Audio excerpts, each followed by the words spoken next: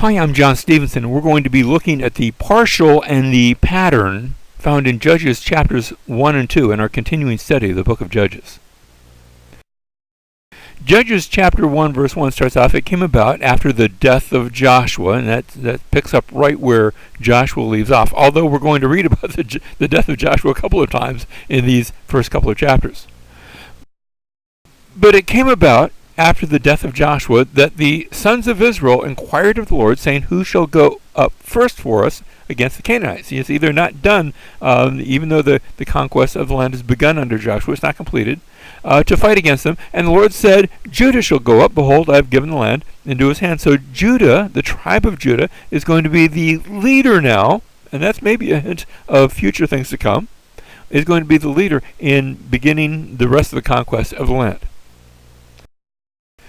Verse 3, then Judah said to Simeon his brother, after all, Simeon's account, their inheritance is also going to be in the south part of Canaan. Come up with me into the territory allotted to me, that we may fight against the Canaanites, and I in turn will go with you into the territory allotted to you. And so Simeon went with him, and they have this tribal partnership. Verse 4, Judah went up, and the Lord gave the Canaanites and the Perizzites into their hands, and they defeated 10,000 men at Bezek. And they found Adonizebek, that is the Lord of Bezek, that apparently was his either name or title, in Bezek, and they fought against him, and they defeated the Canaanites and the Perizzites, and so, notice, they have victory. Verse 6, but Adonizebek fled, and they pursued him, and caught him, and cut off his thumbs and big toes. You say, well, why his thumbs and big? That's sort of cruel and unusual. Well, this is going to stop him from being a military leader. They're not killing him, but they're if you haven't got your thumbs, you're not really able to grasp a weapon that well. If you haven't got your big toes, you can still make your way around, but it effectively slows you up a bit. And notice it's sort of a return for his past actions. Verse 7, Adonizebek said, 70 kings with their thumbs and their big toes cut off used to gather up scraps under my table. As I've done so, God has repaid me. And so this is actually the righteous judgment of God, bringing upon him what he had done to others. And so they brought him to Jerusalem, and he died there. Verse 8, then the sons of Judah fought against Jerusalem and captured it, and struck it with the edge of the sword and set the city on fire. And so there's an initial conquest of Jerusalem. Now you say, wait a minute, is Jerusalem going to be captured much later? Yes, it will be, because people keep coming back and rebuilding the city, and that's just the nature of ancient history. We'll see cities at times either captured or maybe captured and destroyed, and then rebuilt, or captured and then repopulated, and that's going to be a continuing issue. So Jerusalem is going to continue being a Canaanite city. Just get used to that.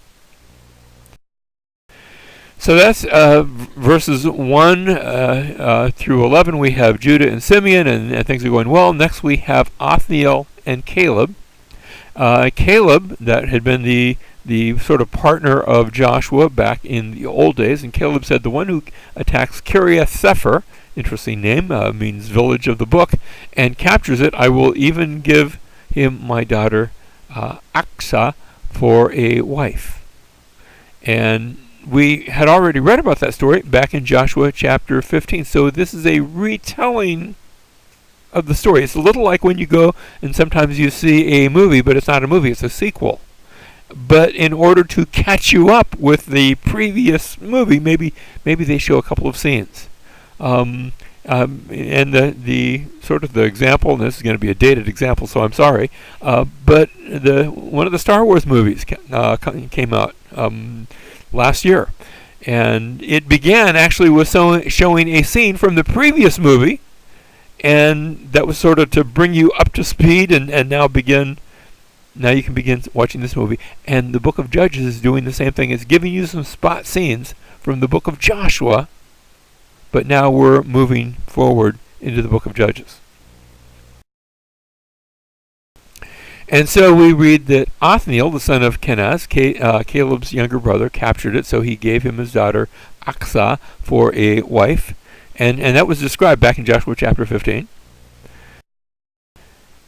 next story, and we're not going to go through all of the dealings of Othniel and so on, but the next story is, again, Judah and Simeon, where we read, now the Lord was with Judah, and they took possession of the hill country, but they could not drive out the inhabitants of the valley, because they had iron chariots. And this is an interesting thing, in that we have moved, or are in the process of moving, into the Iron Age at this point. And yet, even though it's now the early years of the Iron Age, that doesn't mean everybody has the secret of smelting iron. In particular, we're going to see the Canaanites that do have that secret, and the Jewish people do not. So the Israelites will not have that secret of smelting iron. The more technologically advanced peoples of the land do have it. They have iron chariots. Next, we go down to verse 22, and we read about the house of Joseph, and there is success there, where the house of Joseph spied out Bethel. Now, the name of the city formerly was Luz. The spies saw a man coming out of the city, and they said to him, please show us the entrance to the city, and we will treat you kindly. Verse 24. And the verse goes on, so he showed them the entrance to the city, and they struck the city with the edge of the sword, but they let the man and all his family go free. And so he's an inhabitant, he's allowed to escape. Verse 26, the man went into the land of Hittites to another place and built a city and named it Luz, which is its name to this day. So you say, gee, we have two different places with the same name, and they're actually sort of related, because this man planted a new city and called it by the same name. But now the Israelites, they've managed to take control of what will become known as Bethel, the house of God. Verse 27, we see other tribes, their wars listed.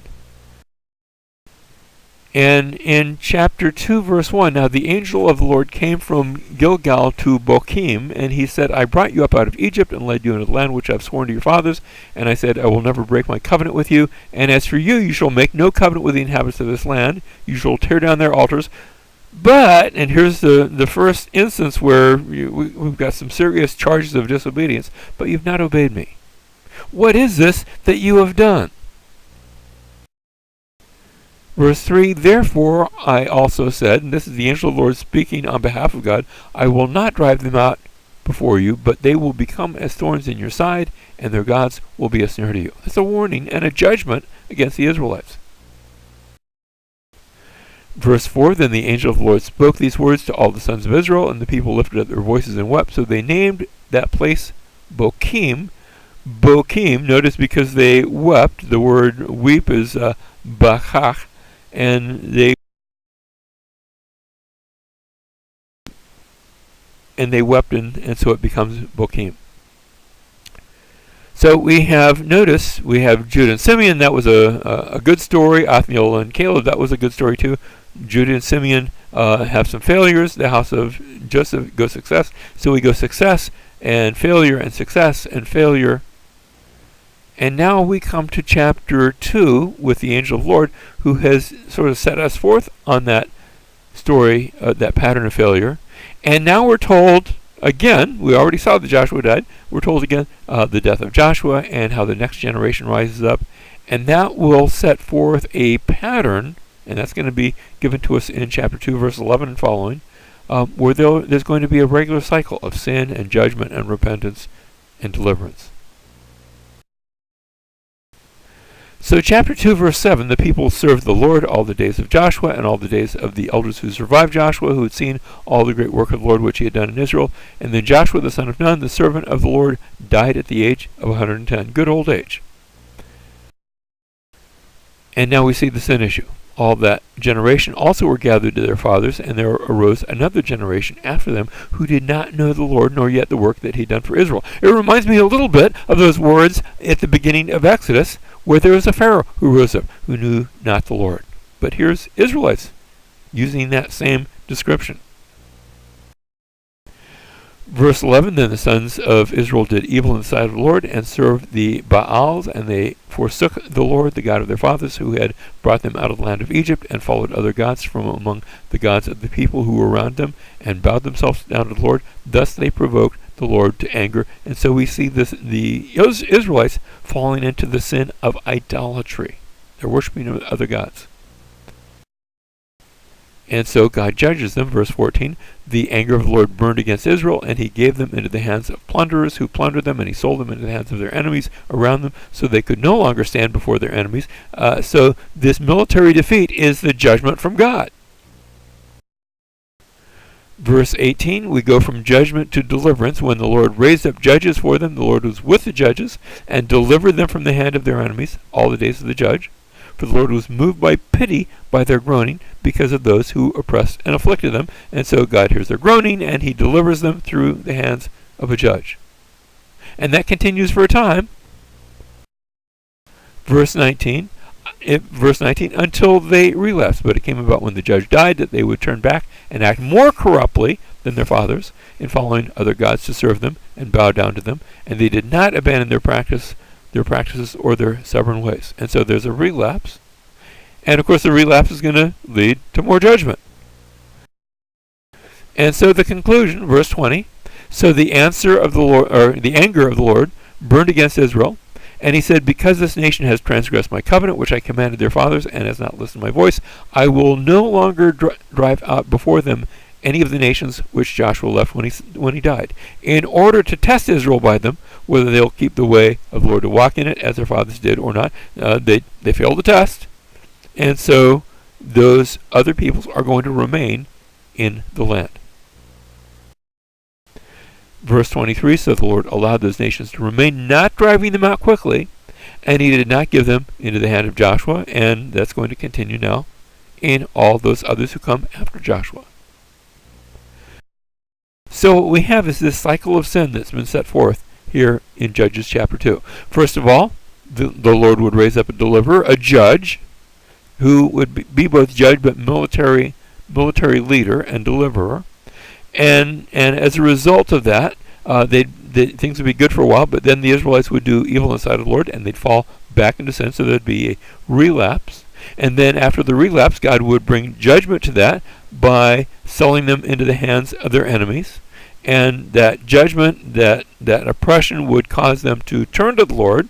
And so we would see a repentance where the sons of Israel cried out to the Lord, and he would then deliver them, and we have this cycle happening again and again and again throughout the book of Judges. That's the way the whole central part of the book of Judges will read up until we get to the last two stories. And then we're going to begin seeing a lack of repentance and a cycle that is spiraling ever downward. But we'll see those stories as we continue through the book of Judges.